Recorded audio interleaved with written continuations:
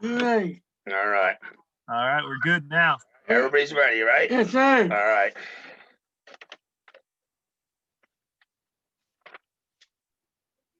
Here we are with another episode of Talking Sports with the Legend.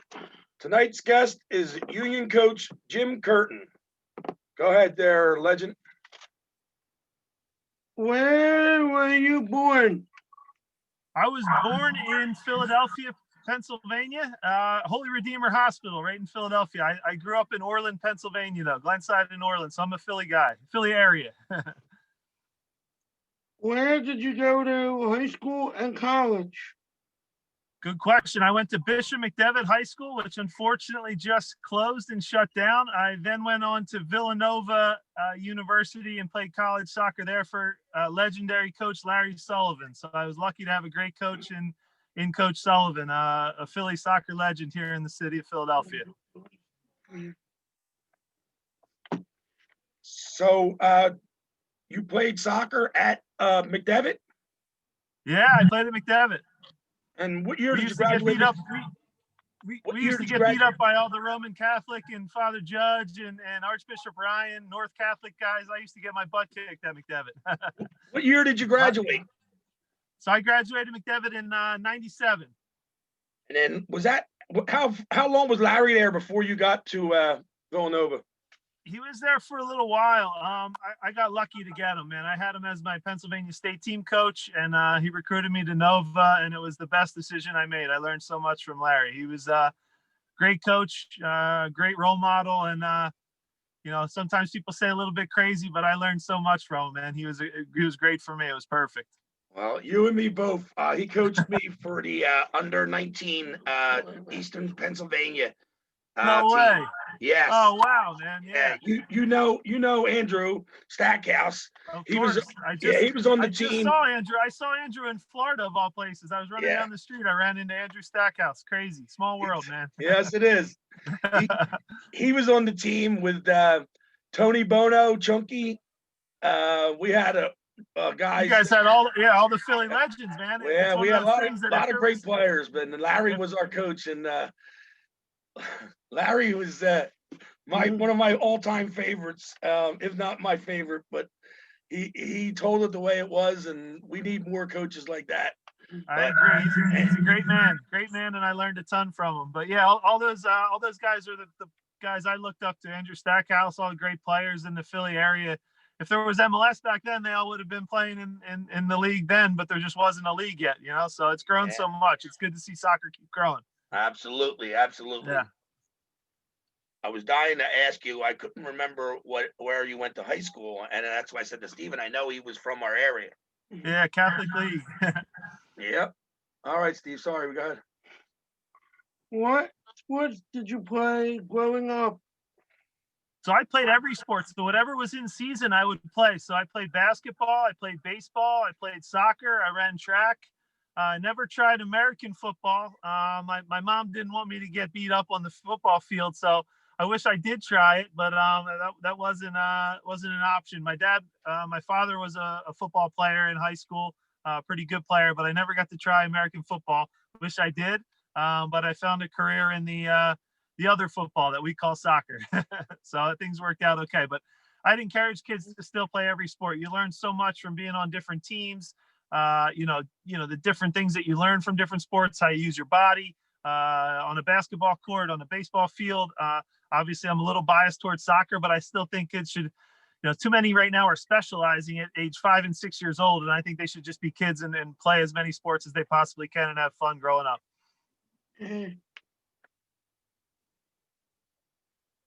Did you always want to be a coach? That's a great question, Steve. Look, I was lucky to be on a team in Chicago when I got drafted that a lot of the guys as players kind of saw the game as coaches, and a lot of them now have gone on to coach, some of them in Europe, some of them are coaching in MLS that I coach with and against. So I was in a really good locker room at a young age. I was 20 years old when I got drafted. But just by luck, I was in a good team locker room where everybody kind of saw the game as a coach. And I learned in that environment so much. So I would say in my second season as a professional, as a player, I thought started to think a little bit more like a coach, in that I wanted to make a career as a coach. So usually when you're younger, you don't recognize it and see it from the coaching perspective. But once I became about 2 years into the pros, I thought I want to do this forever, and I'd love to help young kids out and watch them get better. So that was kind of when it clicked for me to become a coach. So I'd say second year as a professional, but it's a great career, and that's a great question. You ask better questions than ESPN does, buddy.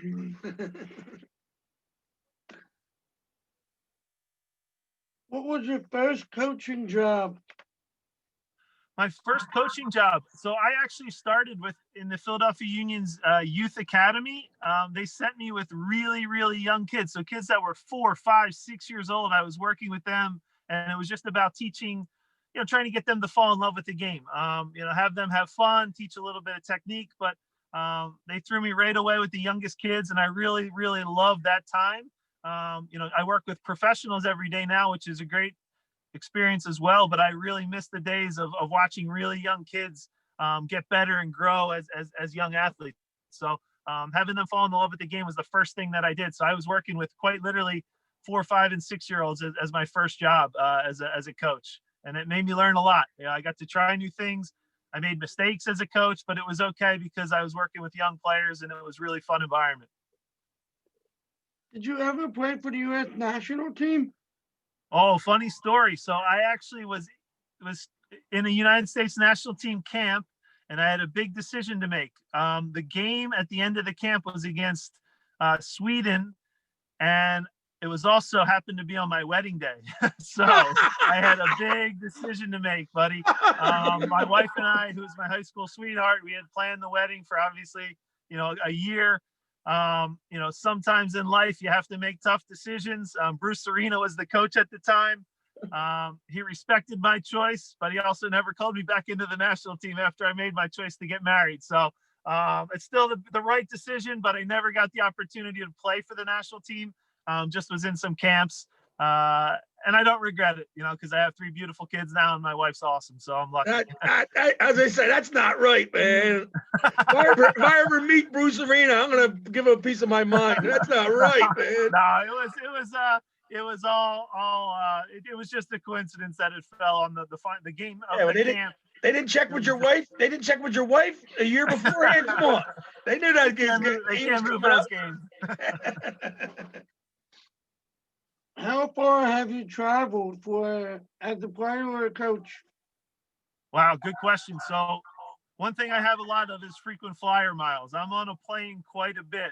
Obviously with COVID, that's settled down this off season, but every off season I go to Europe. I go to a different club, and I'll learn from coaches there. So I've been to Germany, Switzerland, Portugal as a player. I've played in all over the world. So a lot of traveling that goes into it. It's a really cool part of the job.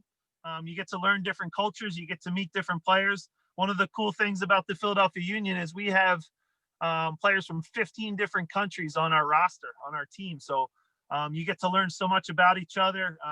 We have age 15, as young as 15, 16 years old, up to age 33, 34 years old as well. So a wide range of players, and from all different nationalities. So the cool thing is I get to travel a lot. We usually do a trip every off season, but this off season's been tough with COVID and just safety wise.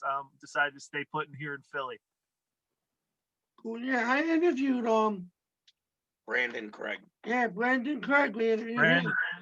We just signed him. I'm excited to get to work with him. You want to talk about good genetics? His father was an amazing player. He was unbelievable. He beat me up a little bit in the summer leagues at Danubia. He was quite a player, man. And now I'm coaching his son, who has incredible talent as well. Him and Quinn Sullivan, I can't wait to get to work with them. Those are, true Philly guys, and I'm excited. It's cool to see them turn pro at such young ages, and their potential, man. They have the ability to play anywhere in the world. They could play in Europe, and that's the goal. Win some trophies with the Union, and then move on to the highest level over in Europe. I think they have that kind of talent.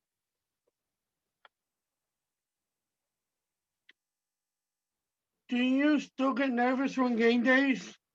Oh man, you know it. If you're not nervous, then you don't care anymore. I believe you should be very nervous. It's anyone who tells you they're not, I think, is telling you a lie. before a game, I think there's no better feeling. I think those butterflies and that nervousness and maybe having to go to the bathroom an extra time or two before the opening whistle, I think that's all natural and normal. And the guys that tell you they're not scared or a little bit nervous, I think deep down inside, those are the ones that are maybe scared the most. That's been my experience through the years. But I think it's totally natural and healthy to be a little bit nervous, because it just shows that you want to do your best. It shows that you want to go out on the field and not let your teammates down and not let the fans down. So I think that's a total natural feeling. And I totally have to admit, I get really nervous before games as a coach. As a player, it was even worse. I would be borderline, almost throwing up before games. Some of my teammates can tell you in Chicago and Los Angeles, they'd be like, "Geez, Jim, you've done this 200 times. Sorry, police officers going by here." But that hasn't happened on one of your interviews. So yeah, I'll have situations where I would almost feel sick to my stomach because I didn't want to let my teammates down before games, and they would see me and be like, "Jim, you've done this 250 times as a pro. Don't be nervous anymore." But it's just how I was. So I think it's totally normal for guys to be nervous.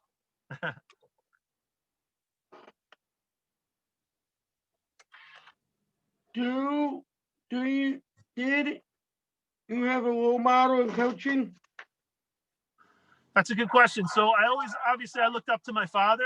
He was a big influence in sports for me, always taught me, to do your talking on the field, to work hard and good things will happen. He gave me so many messages growing up that were really special and important and have stuck with me forever. I looked a lot. I learned a lot from Larry Sullivan, who again was my coach at Villanova and a Philly guy. Not just soccer lessons, but also life lessons.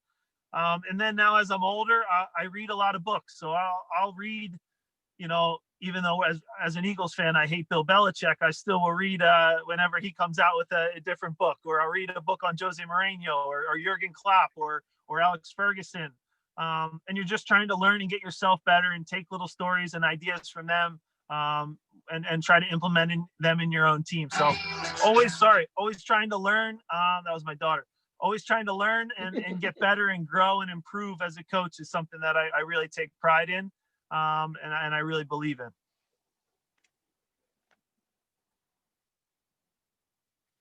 Who was the first professional player that you met?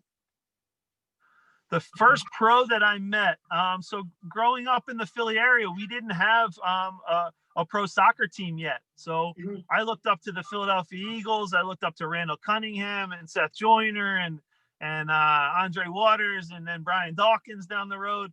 I looked up to, Eric Lindros on the Flyers. I looked up to Mike Schmidt on the Phillies. And then, as I got older and started to become a college player, I watched a lot of soccer on TV. But the cool thing about Philly now is the young kids coming up can look up to the Philadelphia Union players, and they have role models to learn from and grow from, where I didn't have that in soccer. I watched indoor soccer a lot. I watched, Donnie D'Ambra play and the Philadelphia Kicks and that team. But there wasn't really an outdoor professional league yet. So as I'm older now, I think back on my role models as professional athletes, it was more in other sports.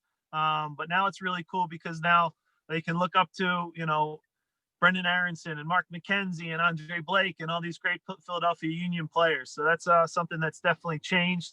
The one time I was kind of starstruck and in awe was when I played in Chicago. We played against AC Milan, which is an Italian team. At the time, they had Kaká on their team. They had, just great professionals. Paolo Maldini. I'm going to date myself. I'm a little older than you, Steve, but Paolo Maldini was a great defender, and he was kind of my role model. I got to change jerseys with him. That was the only time with a pro where I was literally like starstruck and in awe of somebody, and got to change jerseys with him after we played them in Chicago. So that was a cool memory and a cool experience. Is his son playing now in the Italian league? Yeah, it's incredible. Yeah, he's really good too. Of course, he's good, right? Is he a forward? Is he a forward? He scores goals. Yeah, it's pretty funny. Dad was a defender, best defender ever. The kid plays as a little more advanced role. It's pretty crazy. It makes me feel old though. Is he at AC Milan or? He's at Milan too. Yeah. and then Zidane has a son as well that plays. So it's happening fast. They have good Yeah, genes, well, good genetics. that Italian World Cup team that he played on was one of my all-time favorite teams to watch. They were They're unbelievable. so good. Yeah, special team.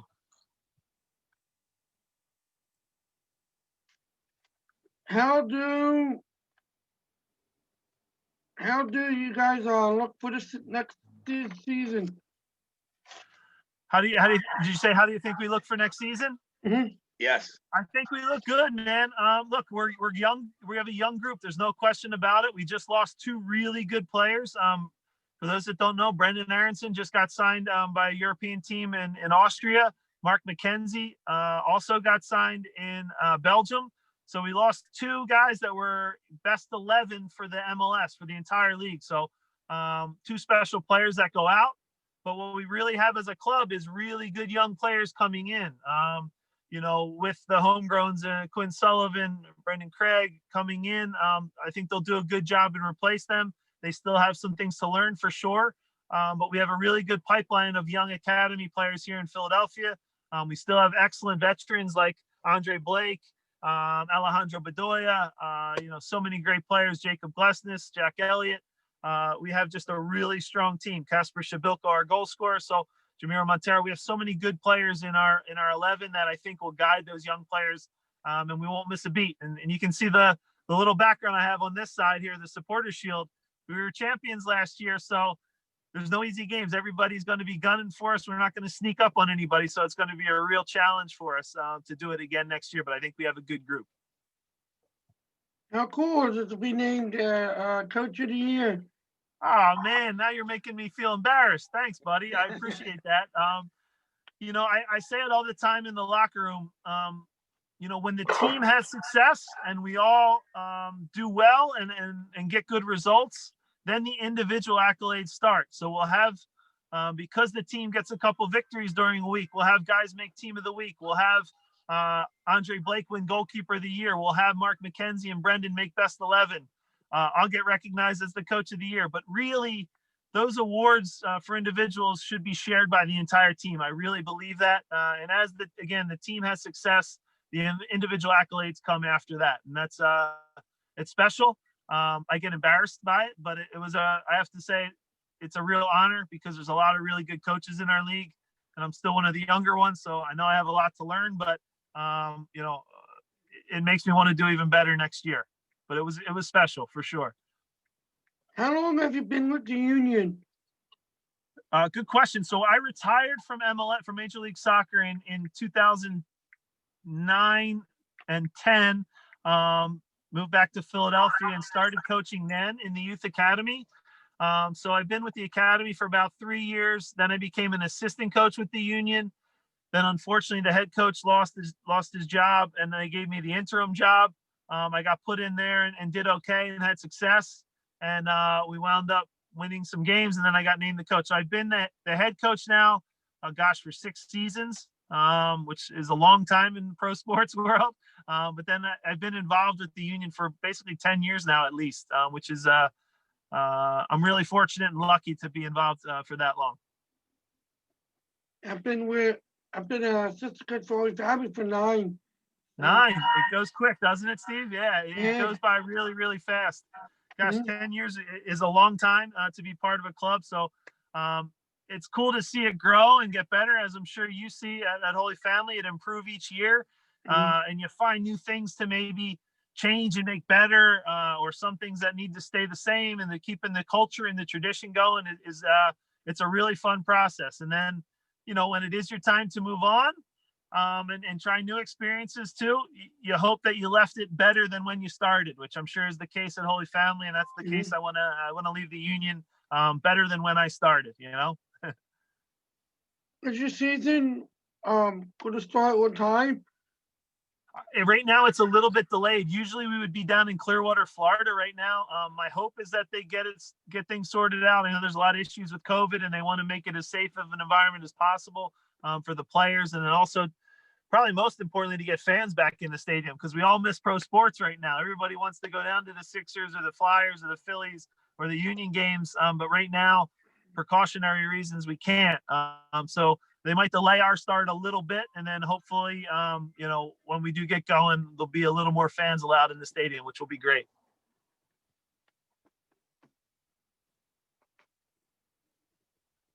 What do you look for when you in a recruit?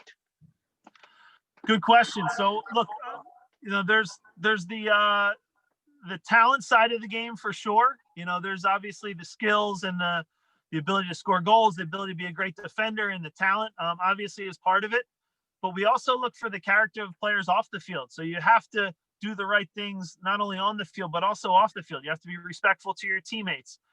You can't be a guy that's pointing the finger and blaming when maybe you lose a game or two.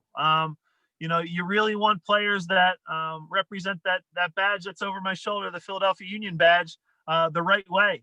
I say it all the time. The badge on your shirt, and you have it on your shirt right now, it's only 2.5 or 3 inches, but it's bigger than any one player. Do you understand what I mean by that? The representing that badge is a really big responsibility, just like it is at Holy Family. And you don't want to let those people down. So that doesn't mean just be a super talented, amazing player, because we've all met really talented players that maybe aren't the best teammates, so you want to find that blend. So when we recruit, we look for both players on the field and off the field that do the right things, make good decisions, and are good teammates. So, even little things when I go and recruit players, we'll take notice if there's a kid who's just throwing their trash all over the place and not picking up after themselves, or maybe thinks they're too cool or whatever it might be. So we keep a real eye on that, and our academy does a great job of developing these young players that are good young men and ready to take the next step to the next level as professionals. What is your daily schedule like when season? That's a good question. So during a typical week, we have a 5-day training week, and then we play games on Saturdays. But I'm usually up pretty early. I like to be the first one in. I get some quiet time to myself, get to watch some film, go for a run. But I'm up around 5 o'clock, in the office around 5:30. We start training at 10. There's usually some film preparation, some weights for the guys, and different things for everybody during that time.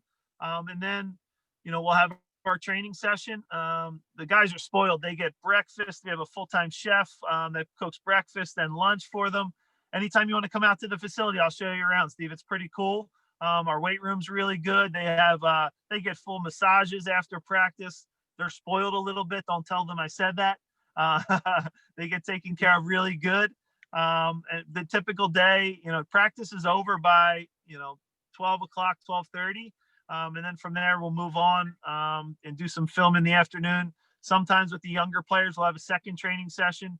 But the day and the hours get filled pretty quickly. I have things like press conferences and media to do, different meetings with different departments. We have a scouting network that we meet with. We have a sports performance department, our doctors, our medical staff. So it's a really busy week. And the biggest thing is I've found when we get the week of training right, and we have a good week of practice and preparation, the games become easy. The games are the fun part because they're ready, they're prepared, everybody's done their job for the week.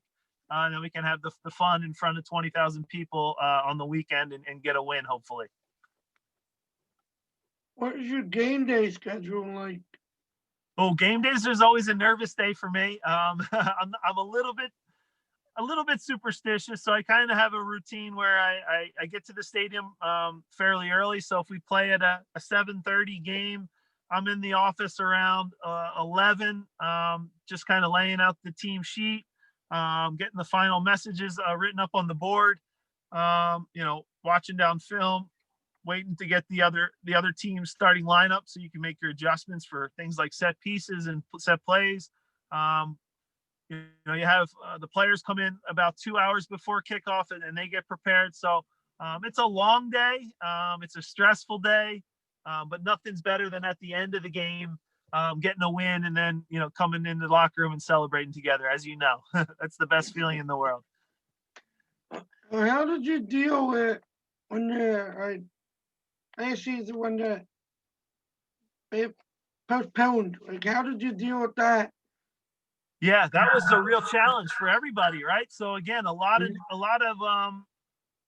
complicated things happened this year where we had to adjust and adapt. When the league first shut down, I made it a point to just get in touch with everybody and connect with them as human beings and get to make sure that they were safe and healthy and okay. Like I said, we have players from 15 different countries, all different age groups. So you want to really connect with them in a way where it makes them feel safe. It was a long 2.5 to 3 month period where there was a lot going on in the country. There was a lot of things on and off the field that were kind of unique and crazy. But we did our best job to keep them together. We had individual workouts that we sent them every day. They did their best to stay in shape. Some of the guys on the team have a lot more money than others, and they were able to buy, things like the Peloton bikes and the treadmills, and they kind of worked out and made home gyms for themselves. Eventually, we got into individual training when the league cleared that, which was unique for professionals, just one-on-one kind of training. Then we got into small groups, and then eventually got back to normal training, and then the season got going. But certainly, I think everybody learned from it. We learned to adapt and adjust. Some cool things came out of it, like the ability to do Zoom calls like this. I think it's become almost normal, and it's a great way to communicate with your players now and show them different things. So we made the most of it, just like everybody else, but it certainly was a challenging time. Al, was it any different during that tournament? Start it back up. Yeah, so the unique competition down in Orlando was certainly one that I never experienced. We were in basically a bubble at Disney World, and everybody, when they think of Disney World, thinks of going on the roller coasters and seeing Mickey and Minnie Mouse and all the fun things, but there was no people other than soccer players there. So we were in that hotel for, I think, it wound up being about 38 to almost 40 days, where we were tested basically every day. The food got pretty repetitive, eating the same meals with the same guys at the same time. So there were some challenges for sure. The NBA guys wound up doing it even longer than we did, but in a way it made our team a lot closer. And I think it was a reason why we had success this year and won our first trophy, because we had so much time together. The only thing we could do is get to know each other better, so you spend that much time, you learn about each other, and maybe you're willing to fight a little bit even harder on the field for each other to try to win and help each other out. So we took the positives out of it, and it was a great season for us. But it all started in Orlando with a really good performance by our players there. Did you guys get to go to watch any of the games? The NBA games, I wanted to so bad. No, any of when you guys were other soccer games. Yeah. So they were really strict. They would only allow 1 or 2 representatives from each team to go watch the other games, which obviously they were on TV, which was easy, but it's always good to see games live. I selfishly went a bunch just to get out of the hotel and go watch other teams play, scout some other players, maybe see a player that maybe we could bring to the Union as well, and use the time wisely that way. But we got to watch a lot of soccer, which was great for me. I love watching the game as well as watching my guys play. So we all learned a ton during that time, and it was really special. I was curious about the question you started to answer. So you guys weren't allowed to go over to watch the basketball at all? Not at all, man. It was strict. Yeah, they had that really divided. And I'll just say this.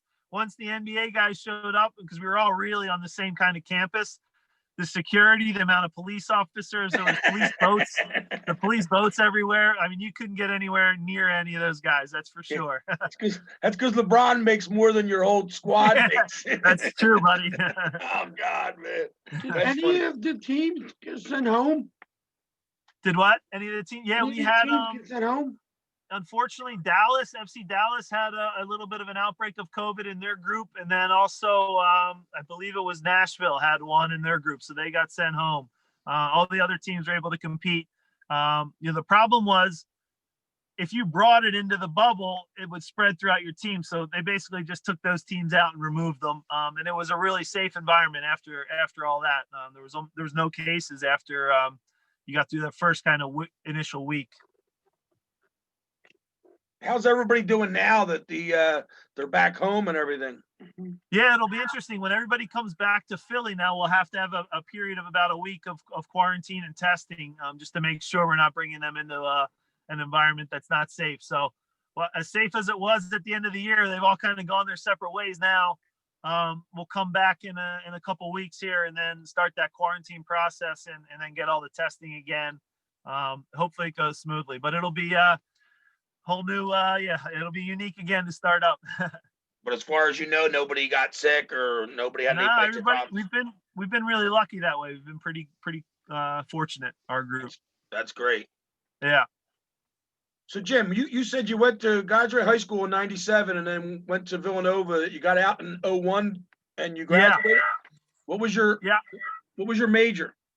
I was finance. I went to school for finance at Villanova, and I'm glad that I didn't have to use my degree. I'll just say that. Well, I've been lucky, man. I've never worked a real day in my life because I'm a coach. I get to do something that I love. I get to be with all the guys, and I hope to keep it that way for as long as possible. well, you still got that great education, and not many of us soccer players graduated, but I did also. So Nice. Steve was curious as to about the drafting process back then and now. Like when in '01, were you invited to the draft, or how did it work? Yeah, that's a great question. Totally different. So in 2001, it wasn't on ESPN. You didn't get to hold up your jersey with the commissioner. It wasn't this big deal. I literally got a call. Bob Bradley was the coach of the Chicago Fire. I was sitting in a finance class, and he said, "Jim, we drafted you. We're in preseason camp. You can come down here, miss some school, head right down to Florida, and have a shot to make the team, or you can stay there." And I quite literally walked out of class and I said, I'm gonna run with this and take a shot at it, and it was touch and go. I was kind of probably the last guy to make the roster in Chicago, so it was kind of one of those moments in your life where I took a little bit of a risk, but yeah, it wasn't as elaborate as it is now. You get to see all these guys, give speeches. They're up on the podium with the commissioner in their jerseys. It wasn't like that at all. It's become more and more glamorous now as the league's grown. It's been really cool though to watch soccer grow in our country. I never thought it would be this popular as it is now, and the beautiful soccer stadiums that we have all over the country now. It's really special, and it's here to stay. It keeps growing, man. I walk around the neighborhood now and I see not just lots of Union jerseys, but you'll see Barcelona, Bayern Munich. Soccer is it's more and more popular and cool with the kids. The career in the MLS, you stayed in Chicago the whole time? I was 7 or 8 years in Chicago, and then I got traded to Chivas USA, which is no longer in the league. If you can think about it, if the LA Galaxy was the Lakers, Chivas was the Clippers. You know what I mean? We shared the same facility. We weren't the popular team in the city, but we actually had a decent group. But that team since folded and went out of business. And now they've brought in some other expansion teams. LAFC is now in the league instead of Chivas. So had a couple years in LA, lived there, which was beautiful. I got lucky, really good city. Chicago's awesome, as is Los Angeles. We lived on the beach, which was nice. So really good experience. I was lucky that way. Did you ever help out at the Special Olympics tournament? I did at Villanova. At Villanova, yeah, I did. It was a really, really cool event that they put on. Some really good athletes. We had all the players helped out. It was a really cool experience. I also did some volunteer coaching at Villanova when I finished my playing career too. So yeah, I know Villanova does a great job helping out with the Special Olympics. And again, to see those athletes, it was really impressive, and just how hard they worked and how much they put into the game. Stephen was probably there when you were there. I was just trying to do the math in my head. The first away time he went away was at a Villanova tournament because it was close to our house. So he was like 14. Yeah, he was like 14. It was probably your freshman year or sophomore year. It was funny. We had, because I was just a parent and I got in trouble for, I was behind the goal and I was encouraging the kids like, hey, good job. And then, I would tell them to shoot. And I got hollered at, and Stephen tells everybody that story. Yeah, the other team protested. The other team protesting. We ended up in the tie. Yeah. Get out. That's not fair. You're just trying to cheer them on and help them out. Kid on Stephen's team, we used to call him Wrong Way Mike because he would just kick it any way he wanted, and it normally went the wrong way. And he kicked it backwards, and then the other kid on Stephen's team then kicked it in the net. And he was excited that he scored, so he put his hands up. So the referee goes, no goal. And the other coach got all angry. And she's like, it was a woman, and I couldn't believe it. And I was. It was all right because we ended up beating them anyway. Yeah, and then they beat him in the championship. And what a game! These kids they were giving her their all, and it was so funny because they knew that it was the same coach. Oh man, that's good, Steve. There's a famous saying in soccer that the ball doesn't lie. It usually tells the truth, and the teams that deserve to win and do the things the right way usually do. So you guys deserve that one, Steve. That's good, man. Steven loves talking to people from Villanova just because of the fact that how great you guys were every year for the fall Special Olympics. That's cool. Yeah. Did you ever win a championship? Not counting the supporter shield. Gotcha. Yeah. No. So when I was in Chicago, we won 2 championships. I lost one MLS Cup final also, which was hard and devastating. But I say it all the time. Even as hard as losses are in championship games, you still learn so much from them. And again, sometimes the lessons you learn in the losses are really important. And that they helped me. At a young time in my career, helped me, and propelled me on to win the eventual trophies that I did with Chicago. And again, I still say to everybody, as hard as losses are sometimes, it's where you learn the most about yourself and about your teammates, and how you respond to those losses is really important. But I was fortunate enough to win a few trophies and a few championships as a player. And I say it all the time, there's no better feeling than lifting a trophy with a group of players that have worked so hard to achieve a goal. And the cool thing about championships is they're forever. Nobody can ever take them away from you. That's the most special part. The history books don't change, unless you're some of the universities that get in trouble down the road, but we don't need to talk about that.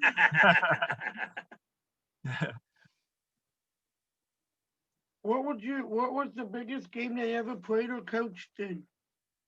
Oh man, biggest game. That's a hard question. So the biggest game I ever played in, I've played in front of the 50, 60,000 people sometimes, and that can be really nervous as a player. You get scared. I still think the biggest game was that one that I described that we lost in 2003, the championship game in Los Angeles. Landon Donovan beat us on the day. Really close game. It's a hard one for me to even watch. I get sick to my stomach thinking about it. But that was probably one of the biggest games. The craziest game, though, I played in what was called you've probably heard of the Champions League in Europe, where you have Liverpool and you have Bayern Munich and all those top teams all over the world play. In America, there's a Champions League where we play against teams from Mexico, Guatemala. The Union will be in the Champions League for next season. But as a player in Chicago, Steve, I played in a game in Guatemala, and there was 40 to 50,000 people there, and there was they had security guards with machine guns. They had a moat around the field. The moat is like water around the field to keep you safe. Barbed wire around it to protect you. It was the scariest thing I've ever played in my life. When we walked out of the tunnel, they threw bags of stuff at us, and the bags had, I'll just say, pee in them. it was one of the craziest environments I've ever, and most scared I've ever been in my life. When we came out in our bus, they started pushing our bus and rocking it back and forth. They were going to tip it over. It was scary. I remember I was only 21 years old at the time in that game, and that was probably one of the bigger games I had ever played in at that point in the Champions League. And our captain said to us, he must have saw that me and some of the younger guys were really nervous and scared. And he looked at us in the pregame meeting. He said, he was from Poland, so he had a funny accent. And he said, well, guys, if we are going to die tonight, we might as well win. And we were all like, yeah, okay, that makes sense. He was crazy though. It was a weird message to give, but I think it just kind of lightened the mood and let us all calm down a little bit. Yeah, they get a little crazy in the other countries, Steve. See that? For sure. People talk about the Eagles fans. They don't throw pee on people in bags. Oh, we're friendly. We're friendly. We'll at least give you a beer. That's right. Did you go to the first ever Union game? I did not. I didn't get to go to it. I wanted to. I was in Philadelphia at the time. I remember where I watched it. I watched it at O'Neill's pub on 3rd Street, which is ironically, I live about a block away from that now. So for some reason, I was in there with a bunch of friends from Philly, and we watched it on TV. That was the first game. That was actually their first game in Seattle. And I wasn't able to make the first Union game. I forget why, but wasn't able to go to it. But I've been to plenty since. And me and my dad went to the game. It was at wow. at the link. They were game at the link, and yeah. the Sebastian Latou, right? Yep, and Joe Biden was there for the beginning. So Stephen loves getting everywhere early. So we tried to get there early, and then we got stuck behind the 45-minute line to get in. So by the time we get in there, the game was getting ready to start. So we didn't miss none of the game, but we didn't see a lot of the pregame stuff because of the vice president being there. Yeah, I also missed.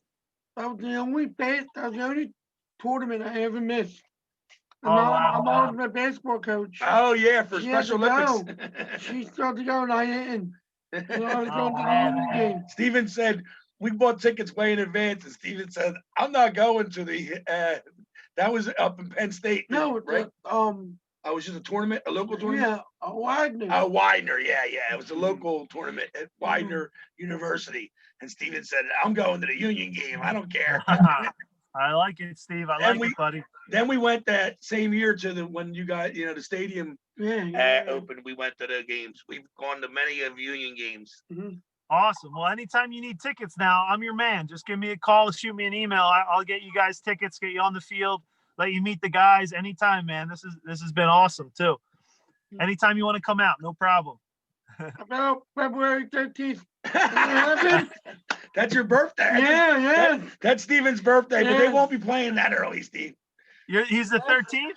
Yeah, February 13th. Okay. My son's the 14th. He's Valentine's Day. So get out. Yeah. Our buddy Andrew's son is the same day as Steven's, February 13th. His youngest son, Sean, he'll be 17. Okay. Yeah, he'll be I remember because you were 17 when he was born. Yeah. So you're exactly. Steven's going to be 34 this year, Jim. Oh man, 34. You're still young, buddy. You're still young. That's good.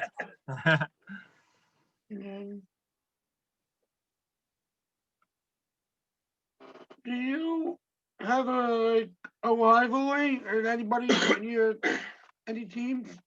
Yeah, I would say Red Bull is probably our biggest rivalry. Like most Philadelphian teams, we don't like New York. We don't like New York for anything. We don't like the Yankees. We don't like the Giants. We don't like the Rangers. We don't like New York Red Bull. So I'd say New York is probably our biggest rival.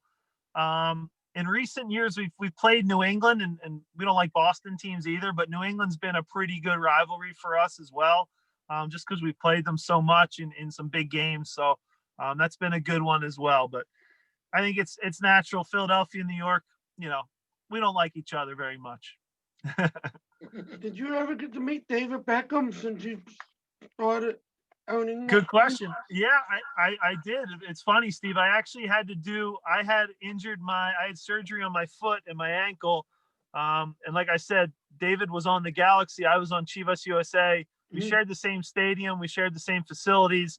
And shared the same rehab company. And I was getting an ankle surgery rehab, and he was doing something I forget on his lower body. So we crossed paths quite a bit. I got to meet him. Obviously, one of the most famous and great soccer players that we've ever had. He brought so much attention to the league. Was a pretty normal, nice guy. But man, I couldn't imagine being that famous and having your life structured out. When I say every minute of every day, they were taking him and pulling him different directions. It was quite busy. But yeah, he was a really nice guy, and now he owns he's the owner of the Miami team in our league. So we have to beat Miami now. How about that? He hired one of his old teammates. Huh? Yeah. David Beckham hired a guy named Phil Neville that was a fullback for Manchester United and the England national team. And surprised, kind of surprised. I thought he would go for somebody, from the MLS and someone that won before. Somebody like Jim Curtin. Like I tried to recruit Jim. I'm staying in Philly, buddy. All right. how do you keep the program so successful and keep the union? Yeah, I think in pro sports, it takes time to build a culture and to build a way of playing. So with the union, we have I won't give you the long version, but the quick version is we have like 3 pillars and 3 beliefs that we have. Number one is we want to build from within. What that means is we want our academy kids to come through and play for our first team like they have. Number two is we believe 11 players playing together can beat any group of individual superstars and talent, like I talked about earlier. 11 guys on the same page working together. Doesn't matter if they have Zlatan Ibrahimovic or if they have David Beckham or if they have David Villa or all these big famous individual players. If we're together as 11, we can beat any group of individuals. And then the third one is innovation. So what innovation means is we have to do things a little unique, so how we train our guys, how hard they run, how many sprints they do, we monitor all those things. We have to be innovative with our video and how we show players video, and they each have their individual iPads and we break things down for them. We have to be innovative in our scouting, so we go to, instead of going, everybody knows there's great players in Brazil and Argentina, but we kind of go to other countries where maybe we can kind of mine second and third leagues and get players like Kai Wagner, who's a great left back and defender for us, or Kasper Shabilko, who's playing in the second league over in Germany. So we have to be innovative in how we approach things. So those 3 pillars we look to and kind of utilize, whether we're winning or whether we're losing or whether we're tying games. We always look and make sure we're doing at least those 3 things. And over the years, we've gotten better each and every year. So that's the hardest part. And I'm sure from Holy Family, you're going to have great seasons. You're going to have tough seasons. You're going to have okay seasons, but you really always want to try to be keeping it steadily getting better each year rather than having these big drop-offs and then the high rises. So trying to keep it gradual is what every program, I think, tries to do. We've been successful with that at the Union. We're not perfect yet, but we're getting better and better each year. And some of the ideas of those 3 pillars are really starting to show and come out. How does the transfer process work? Oh, that's a complicated one. So, we're always trying to find new talent. We have scouts all over the world. We have some stationed in South America. We have some stationed in Europe. We have them stationed even in the United States, all over the place, looking for in our lower leagues like the USL or looking in other MLS teams. So it's kind of a 24-hour process every day, 7 days a week. We're always looking to try to improve our team. So when we transfer players, it's a long process, but as it gets towards the end, myself and Chris Albright, we'll get on a plane and we'll go meet a player. We'll fly them in. We'll get to know their family, their wives. Because like I said to you before, there's so many talented players in the world, but the ones that fit for the Philadelphia Union, they have to have the whole package and they have to want to be here. So things like getting the wife on board are really, really important. Does he have family? Does he have kids? Do they need to know where the schools are? So it's a big, long process. It's one that we've gotten a lot better at, but as it gets closer, you really have to get to know the player and not just watch them on film and say, we'll take that guy. That goes wrong more times than it goes right because you don't know them and what they're really about. Scoring goals is important, or being a good defender is important, but if you don't fit in with what the team wants to do, usually you find more problems than success. How do you keep your cool, like with the referees? Yeah, that's a good question. It's never easy, right? Because we all get emotional, we all get excited, and we all want to win. But I've found, and look, I lose my temper certain times, no question about it.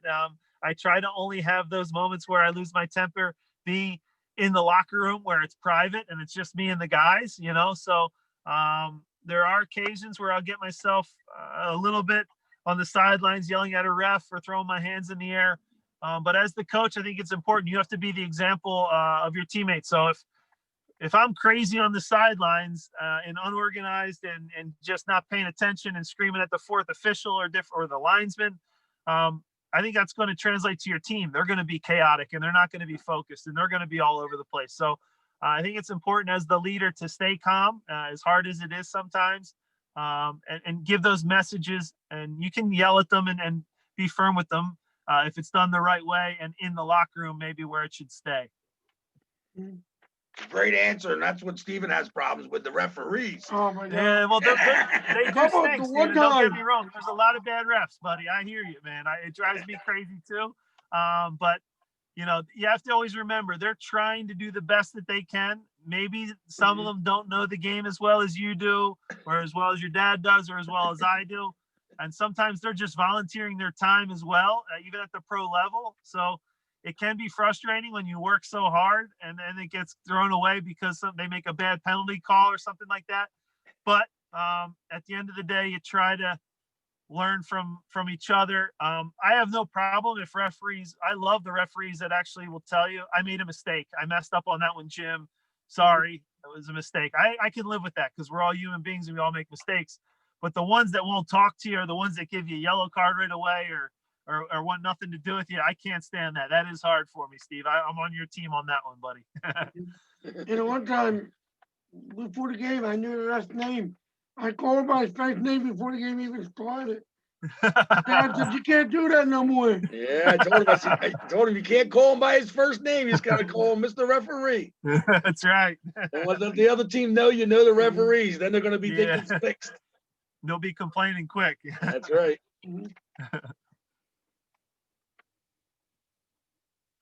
Do you have any tips for like anybody who wants to like coach any higher? That's a good question. So for any young coaches, I'll always say, you know,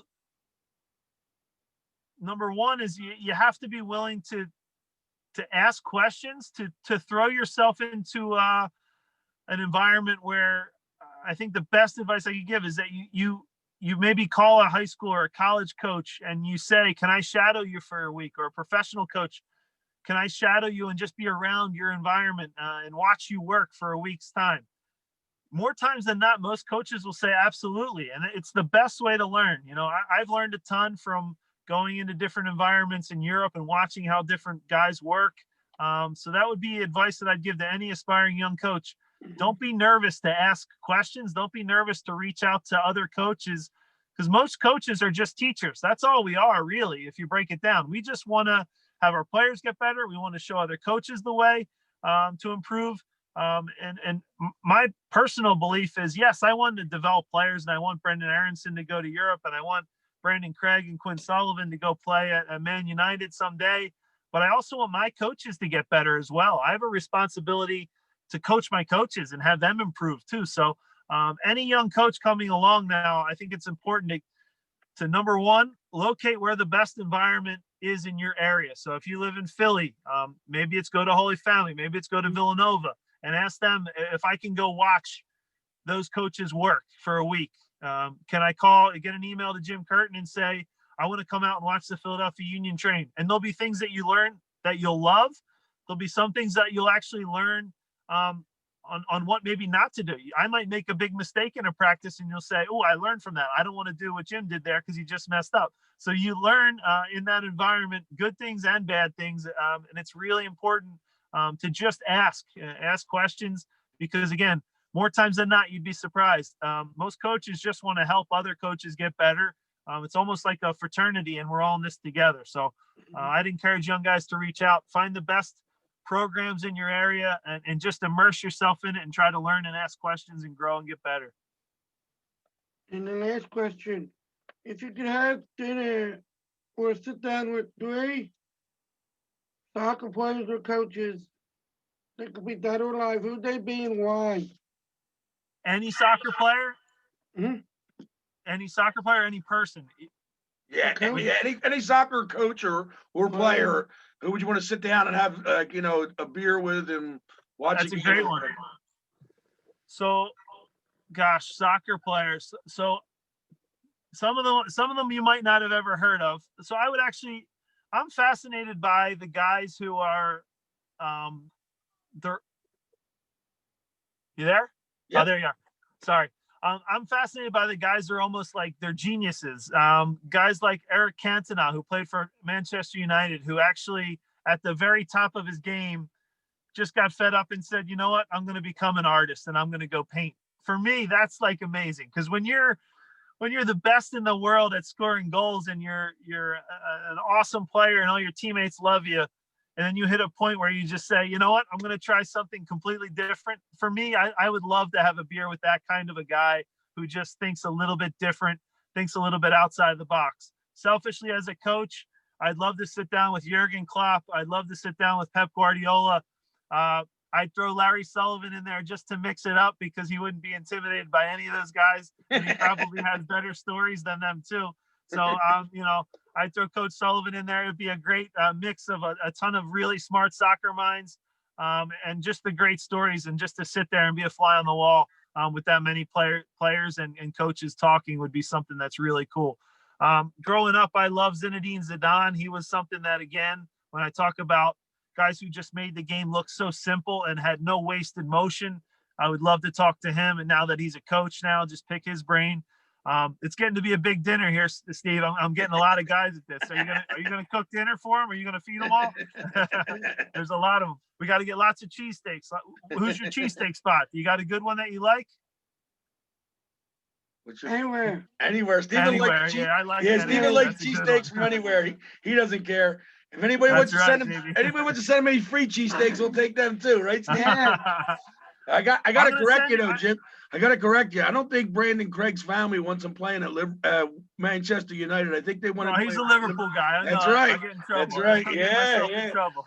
Yeah, I know Larry roots for Man U. Yeah, he does. He does. Well, thank you so much Thank you, man. for your time and all the great answers you gave, Stephen.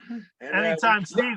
I have to say, Stephen, honestly, this was the best interview I've ever done in terms of the questions. They were smart. They were great questions, and they were fun for me to answer, rather than usually it's like, why did you make this sub? You know what I mean?